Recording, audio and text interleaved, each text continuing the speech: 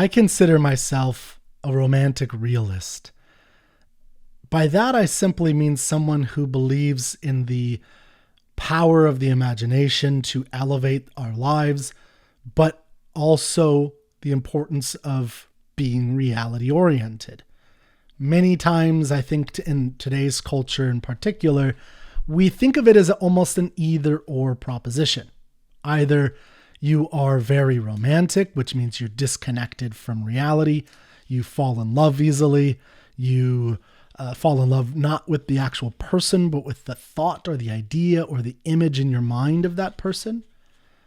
Or you're really hyper realistic. You're practical. You're thinking about economics only. You are, thinking about money and finances and getting as much stuff as you possibly can before you die, because of course that's the point of life. And that there can be no merging of the two. And that seems to me to be one of the most bizarre propositions, that it's either or. Why would it be either or? We clearly have an imaginative faculty. It is for something more than mere frills, going to the movies and going into outer space because of the movies and seeing people with lightsabers or dwarves. There's something the imagination is capable of doing in your actual life. On Troubadour, I try to help you develop the tools of extracting the wisdom from great literature for your own life. And that's what I'm going to do today with this poem, The Crystal Cabinet by William Blake. So what I want to do is I want to just read the poem, and you're not going, very likely you might hear some pretty things that you think are nice, but you won't really understand a lot of what's going on.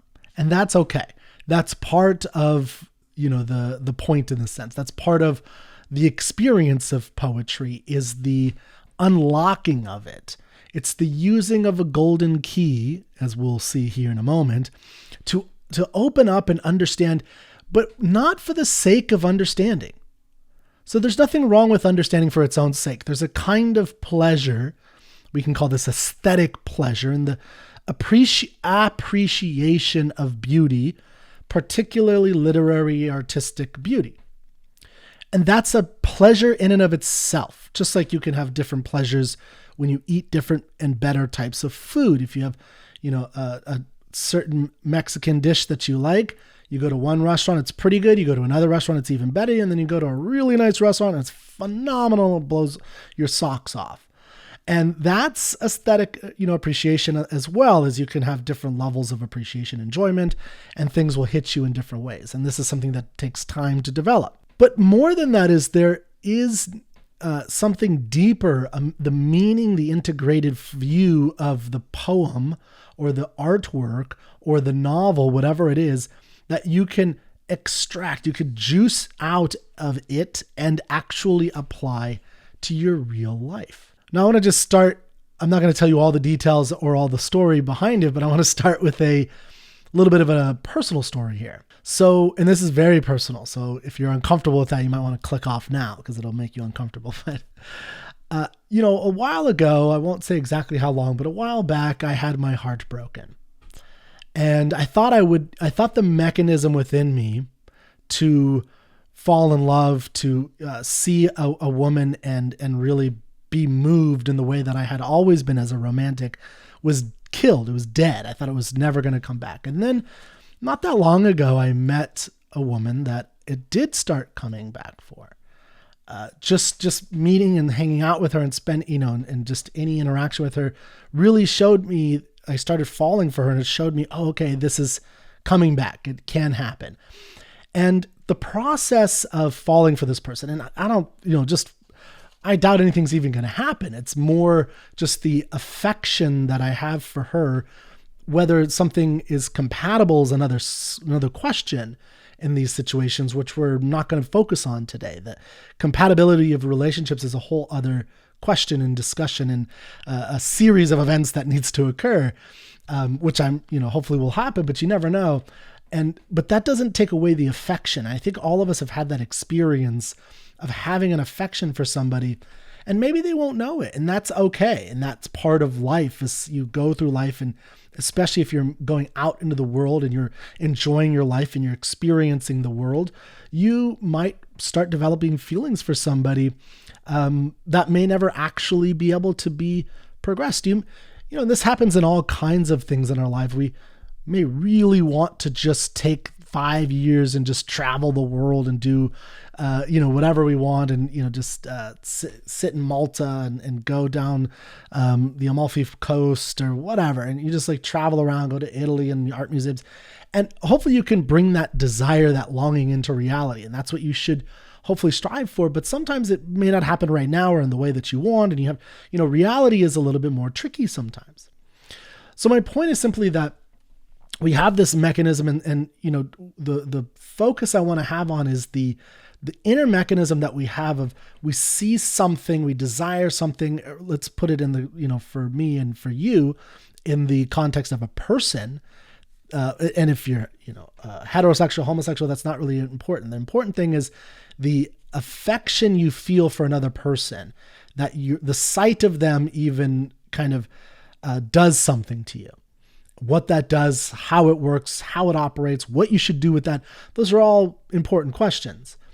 So I just wanted to kind of set up some of these things. And, I've been thinking about this because it happened to me, or it is happening to me now, actually, of kind of like this process of really finding myself having strong emotional affections for, a young lady.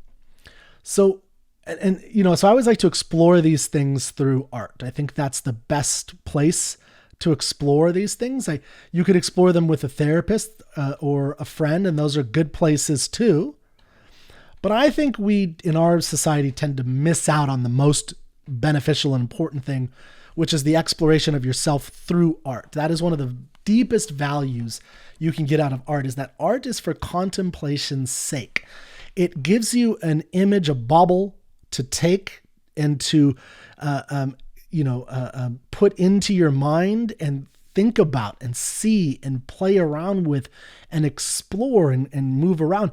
And this is not something that some people have the power to do and other people don't. It's merely a matter of practice and experience with art. So what we're going to do today is I'm going to read the poem, The Crystal Cabinet.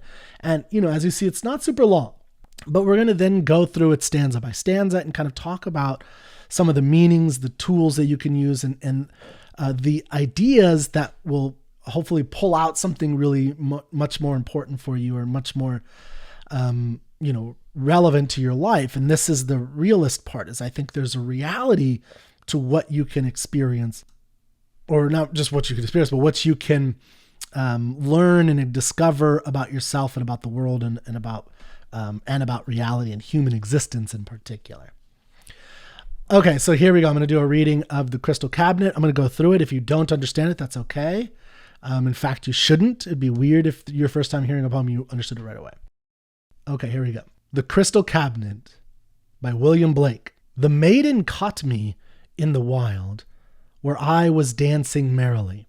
She put me into her cabinet and locked me up with a golden key. This cabinet is formed of gold and pearl and crystal shining bright, and within it opens into a world and a little lovely moony night. Another England there I saw, another London with its tower, another Thames and other hills, and another pleasant Surrey bower.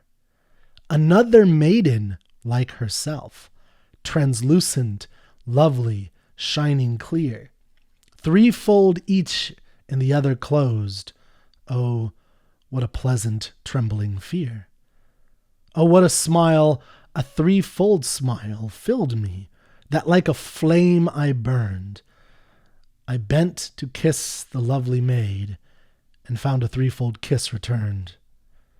I strove to seize the inmost form with ardor fierce in hands of flame, but burst the crystal cabinet, and like a weeping babe became. A weeping babe upon the wild, and weeping woman pale reclined. And in the outward air again, I filled with woes the passing wind. That's it. So when you're looking at a poem or a piece of literature or a piece of art, you want to look at the totality. It's one of the nice things about some of these shorter poems is it's a little easier to grasp the totality. If you have a 1,200 page book, novel, it's a little difficult sometimes to grasp all of it at once. Although there are tools to kind of integrate and source that, but we'll get to that some other day. So we have what looks like a kind of a story here, right? It's an interesting little story. We have this maiden, a woman caught. So the narrator's talking in himself, caught me in the wild. So you can think of this as, you're out at work, or you're out with friends, or you're out whatever, and you're out in the world and you see a woman, right? And she catches you in a sense. And if you ever have been struck by the beauty of a woman, and particularly not just the lustful outer form, but you actually get to know her a little bit, and you're struck by her as a person. You know what that kind of feels like, that because you're all of a sudden you're thinking about her a lot more. She's on your mind. You're wondering what's going on with her. It's like, oh, okay, this is a lot, and it can feel like being caught in the wild, where I was dancing merrily, and she put me, so it says she put me into her cabinet and locked me up with the golden key. And it feels like, and again, with women being attracted to a man, it's the same thing, or man to man. The point is not necessarily the heterosexual part of it, although I think there is something unique there sometimes.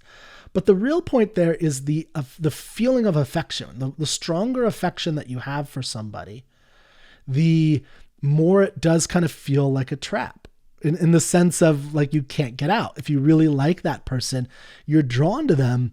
And, I think a lot of us, there's a lot that can go into it where we might have, people might have like fear mechanisms that push that type of person away. Once they start feeling that, they start pushing it away and they run away or something. All kinds of things can happen with that. But in general, I bet almost all of you have experienced something like this, where you're just kind of going about your day, everything's fine, and then boom, you're struck by this person. And then again, as you get to know that person, if you have that opportunity, it becomes more and more like she's trapping you, or he's trapping you in this cabinet. Whether they do anything or not is, again, not the point. I want to stress that. It's just them existing. This is the feeling of affection that you can't, you want to go do something else, but you feel like this pull toward that person, and it starts to feel like you're kind of taken over in a sense. And she locked me up with a golden key. So I think this is kind of a metaphor for imagination. So that's another thing we'll get into in a little bit, but talking about it on the literal sense, we have this cabinet you're being trapped in by this affection. Now, this cabinet is formed of gold and pearl and crystal shining bright, and within it opens into a world and a little lovely moony night. So we have a portal now. So, if you think about, the Narnia tales, or even Harry Potter and the, 9 3/4, like there's a portal that takes you from the real world into this imaginative world. And I think that's what's kind of happening here. And what brought him there is this woman that caught him in the wild, brought him into this cabinet that has a portal to another world. What kind of world is it? Well, it's another England there I saw, another London with its tower, another Thames, that's the river, and other hills, and another pleasant Surrey bower. And just if you don't know, a bower is a great example of this whole process, which if we have time, I'll get into a little bit. But a bower is basically a poetic term for a tree with shade, usually for two lovers. But it's a good example of the elevation of language, that you can just have a shady tree, which is kind of a more literal explanation of what this item, or you could have a bower, which has this whole poetic connotations to it, and I think elevates the experience of it's just a shady tree, and there's like ants, and you get all that sticky, and bad things happen because their bark come down, and it's actually a little too hot, and you're not, and that's the reality versus the imaginative world of it, is that it's this perfect bower that protects the two lovers so that they can enjoy a moment alone. And so what's the realness to it? Is it the sticky bark, getting dirt in your shoes and in your shirt, and that's what it's really like, this is gross and not fun? Or is it this perfect bower that's like a sanctuary for two lovers? Which one is it? And we're gonna, that's what we're gonna talk about in a little bit, about imagination. So let's continue though. Another maiden like herself, translucent, lovely, shining clear. Threefold each in the other closed. Oh, what a pleasant trembling fear. So now he sees another maiden. but it's like herself. So it's a maiden that's like herself. And that you should think about, what does that mean? I'm going to postulate something here of one, I think it's an indication of the great danger of the imagination. And this is something that romantics, like myself, need to learn. And I've definitely learned this the hard way over years and years and years of heartache, especially when I was younger, of just one of the dangers of being a romantic is falling in love not with the person, but with the imagined person. So taking you take some little trait or little thing of them and then you blow it up into this thing that isn't actually them. And it's not the reality of them. It's how you've imagined them. And that is a real danger that romantics have, and idealists. Romantic is kind of an idealist, and that they have is that they can disconnect and float away from reality and just look at the thing that they want, and then they do that. And I heard a psychologist say this, and I think there's some real truth to this, that when you fall in love with the imagined person, or when you fall in love with a person's potential, which I think is similar, where it's like you see somebody and you see how great they could be, and sometimes you ignore who they actually are. The danger is, what that means in a sense is you are falling in love with your own imagination, which is a kind of narcissism in and of itself. And that's true. And, I think we tend to really beat up on this narcissism thing, and it's because it's a really bad idea. But there is something to the way your mind works that's really important to how you experience the world. So you shouldn't also throw it away. You don't want to throw away the self. So, but that's a great danger to be aware of. And, especially if you're already leading toward the romantic, and I'm trying to convince you to be more romantic. But that means you need to have an understanding of the dangers of it. Okay. So that, I think, is part of what's going on here, is that he's saying there's another. Now he's not talking about the dangers, to be clear. What he's talking about here in this stanza, and in the above stanza as well, is that he goes to this portal. There's this imaginative world where he sees another London and he sees another maiden. So it's not the maiden necessarily that that captured him initially. The maiden caught me in the wild. Once he goes in the cabinet, he goes to the portal.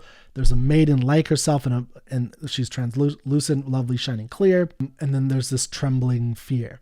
That's a pleasant one. And I think a lot of us who've been enamored or starting to fall, like when you start to fall in love, there is a kind of trembling fear, and a lot of people run away from that fear. And that's, I think, one of the things that's happening in our society today, is that we're not able to.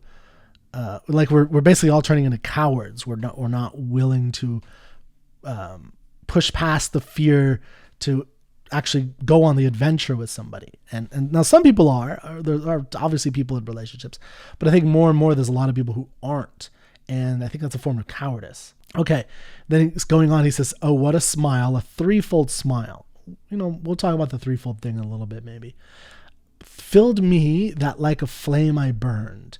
I bent to kiss the lovely maid and found a threefold kiss return." So in this portal, he kisses her and he finds a threefold kiss return. So a lot of kisses return, basically, right? "I strove." So there's an important thing here. We now have an active thing. So he strove is a kind of change that we're getting, because we're getting the maiden caught me. The cabinet is formed of gold.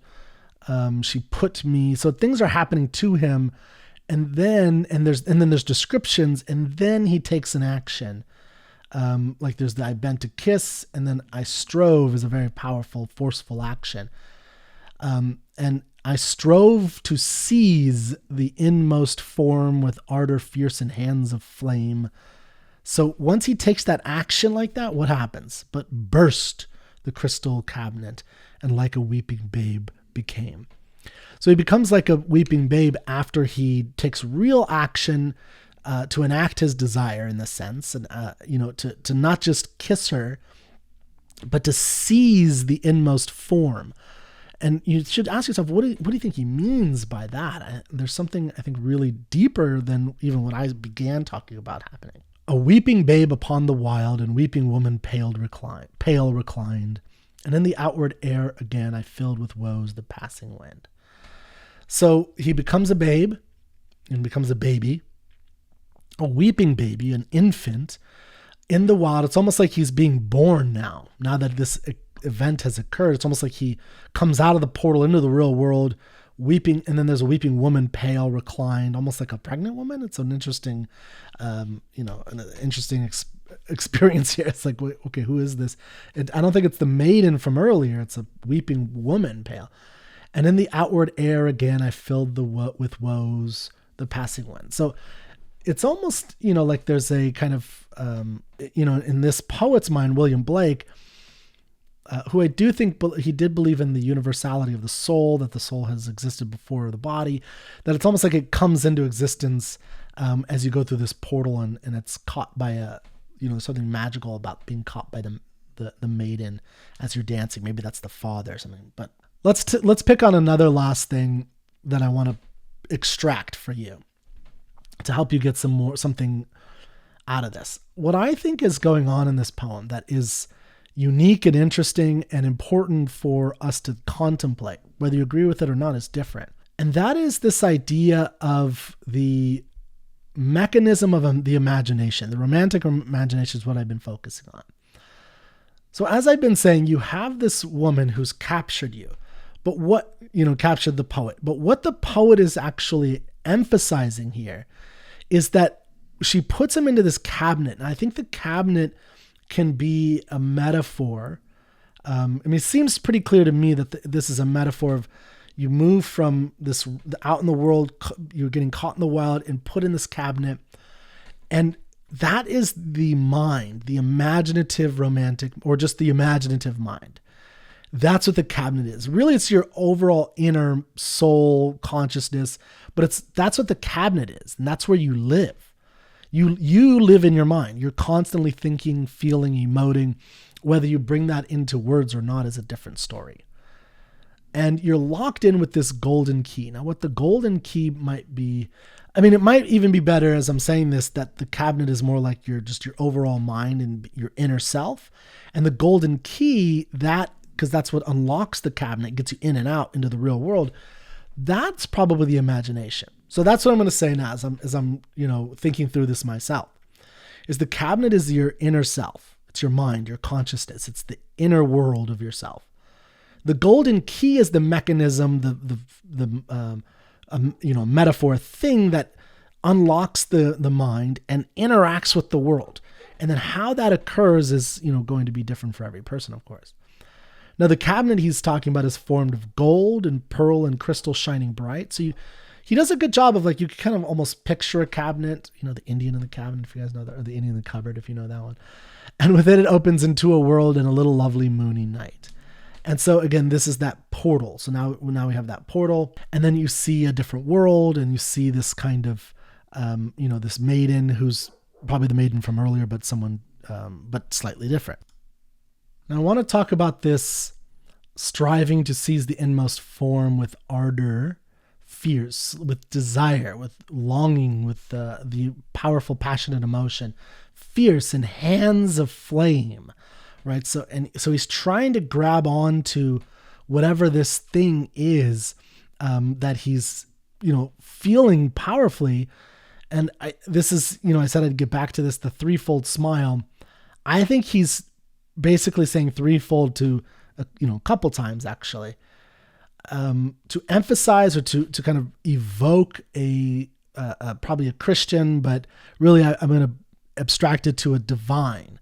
So there's a kind of divinity that he's trying to reach now. And that's actually what's relevant for this poem, is that he sees, the poet sees the imaginative process. For instance, falling in love with the woman and seeing the beauty of her and the bowers rather than the sticky bark and the dirt and all that stuff, that imaginative power you have, that all humans have, whether they exercise it to what degree or not, that this is a divine thing to this poet. And I think that's part of what he's trying to express. Now, I'm an atheist. I don't think that, it's divine, but I do think he's capturing something important about how our mind actually works. And this goes back to the romantic realist aspect I was talking about. where so I think this is a good metaphor. I think this is it's a unique metaphor. We've heard a lot of metaphors about the mind, what is it? The elephant and the man on the elephant riding the rider on the elephant, or the rider on a bull, or there's all kinds of things where people try to have metaphors for the mind. Another one I heard from a poet was a kingdom, where it's like a kingdom. My mind, to me, a kingdom is Dyer, I think it is. It's the poet. And he draws all these metaphors about, you have this king and queen, you have people coming in and out, you have diplomats, things like that you can have. And how you interact with the world is determined by what kind of kingdom you're going to run and things like that. And that's a metaphor. So there's all these kinds of metaphors. I think the crystal cabinet, crystal, so you can see through it, but not fully. It's a kind of blurry or distorted view of the world in this case. And it takes work, I think, to understand the world. So my take on the imaginative powers of humans is that we have the ability to control our own golden key. So when you're the way that I look at romantic imaginative powers is that it's not just something that happens to you, or something that is done to you, or something that you either have or you don't have. There's either romantics or there's not romantics. To me, what it is a faculty that all people have, which is a way to, as we're interacting with the world through the medium of our consciousness, we're using words, ideas, images, metaphors, abstractions, and how we manipulate those is going to determine how we see the world. And that doesn't mean that you're manipulating reality. Reality is, that's my view. My view is that what is that the tree is made up of certain molecules that has, bark that feels a certain way, that looks a certain way, and the reality of how the light, prisms from the sun strike the earth and strike the tree, that then affect how the mechanism of your eye, which has a certain nature to it, that's sight. And that's, when you feel it, that's feeling, and all those things have a nature, and that's reality. And, when you see a tree, we have the word in English tree, in other languages, they have different languages. But what you can do with that is you can, elevate it through these stories and mode. And the elevation thing is what I'm really interested in. That's what I think is the most important aspect of this. And the elevation is a choice, and it's something you can or can choose not to do. It's, and which stories you want to tell and which stories you don't want to tell is up to you. And that's what's really important. And so when we think about love, the, romantic love, we all have the capacity, we all feel affection for things in the world, or you're broken. If you don't feel no affection for parents, for friends, for a job, for a friend at work, for a lover, or for a pet, or anything, if you feel no affection, then there's something wrong with you. You definitely are deeply depressed. You need to go to a therapist, and there's a lot you need to go work on, and I wish you luck. But you are probably have feelings of affection about the world. But that's what essentially the fundamental emotion of love is, that feeling of a positive affection for some object or even some emotion you feel. But what do you do with that?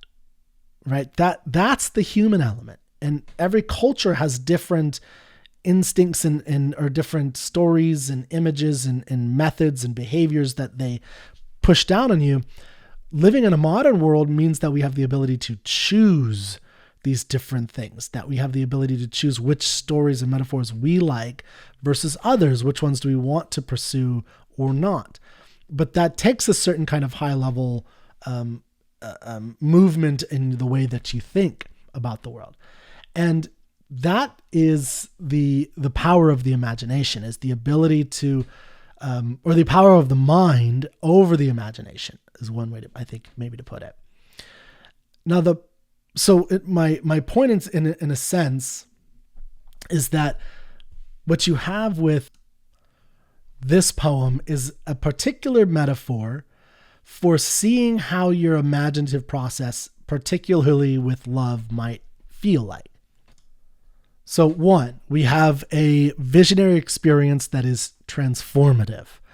And that I think is a powerful experience that we all have when we fall in love. And that's why I think, love is so important to human beings, because it's a moment of visionary transformation if you choose to experience it. There's also something in here, that we can see with there's a kind of duality with beauty and suffering. That's a particularly Blakean idea. But there's something, the maiden, and then they kiss, and then he wants to have that thing that you feel there, and it becomes intense, and he wants to grab onto it, and that's what bursts the crystal cabinet, which means bursts his whole hold on the imaginative world that he's trying to build here, and the real world in a sense. So what this poem is doing is giving a kind of view of the journey that the imagination can feel like. And that's my overall point, is that what the imaginative world could feel like for yourself is similar to what Blake is identifying here, where it feels like you get caught by something. Your mind is tracked onto something. Maybe it's an idea, maybe it's a woman, and here it's a maiden, that thing now grabs onto you. It puts you into this cabinet that's, locked away with the key, which is some kind of mechanism between you and the world. And now you're in this crystal cabinet, and there's a portal. So you kind of have this, that kind of experience of something else. And that again is the tree versus the bower. The bower is a different kind of entity, not in reality, but in the way that your mind interacts with reality. And that's what is critical. And this is why things like love, or how much you enjoy or hate work, or like where it's not some random power of the mind, but because you can't make yourself love something you hate, but you can elevate the world and pursue those elevated things in a certain way, which is not really the focus of what we have here. The focus I have here in this poem is just the power of the imagination to do this, to put you into a realm. And you don't have to go to movies to do that. Movies, theater, paintings, poems, literature, those are the training grounds for your consciousness and thus your imaginative faculty, the training grounds. And one reason why so many people are so unimaginative, so unromantic, they can't see an elevated sense of themselves or the people around them in a good or bad way. They just have no capacity for it, is because we don't train in the arts very well today. And you have people like highly successful business people who have no capacity to see what they're doing and the meaning of what they're doing. Because that's what imaginative idealism allows, is it's actually the building of meaning. You can't experience meaning in your relationship if you don't have an imagination, because it's just going to be physical manifestations of chewing and putting food in your mouth and swallowing, and the procreation, because you need to have kids, because that's what's important for biological recreation, all these things. That's the physical manifestation. Those are great, I guess, biologically, but we're more than just mere physicalized animals. We have this capacity of the imagination, and that's what this imaginative realm is, and that's what he's talking about here.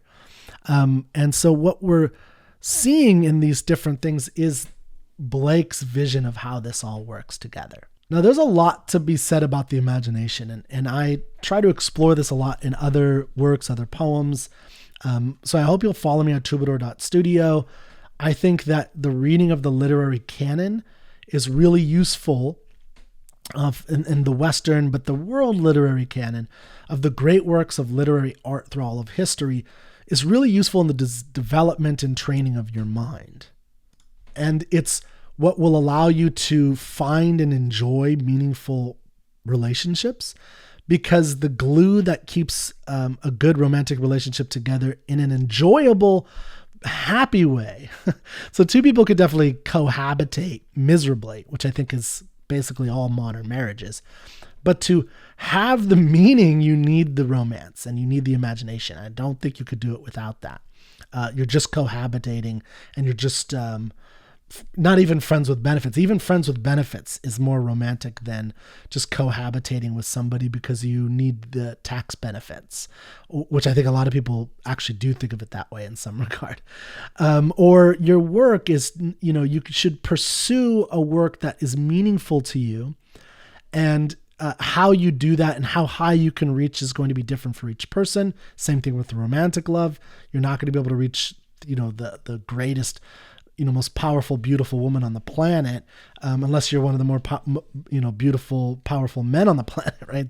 So there's a kind of limit to each of these things that are based on reality, but you should be striving for more. And it's the imaginative faculty in your mind that is actually the thing that design or makes this meaning possible. So that's what I think you're seeing here in this poem is the journey of that. Now, I'll just end with this, that Blake seems to be indicating in his view, which I don't really agree with, but there is a great danger in this, but his view seems to be that the grasping of this deepest of emotional affection sources, which for him is a mystical mystical divine world outside of reality, that's not possible, that will shatter the fragile cabinet, which again is, I think, the self in a sense is what the cabinet basically is. And that will make, that will destroy all meaning and things like that. And I don't agree with that, with his basic assessment of that, but that is his assessment, I think. And it's important to acknowledge that and then, come up with your own. And I can come up with my own when I talk about other poems that I think have a more solid view of what I'm talking about here. But I hope you'll check out more of the work that I do at Troubadour.studio. I hope you'll read the Crystal Cabinet, and I hope you will get caught in a couple crystal cabinets, and maybe one of those cabinets will work out and you'll not only be caught by the maiden, but the maiden will be caught by you, and you could build a great, beautiful crystal cabinet together. And that's hopefully what you're looking for. And I'll see you next time.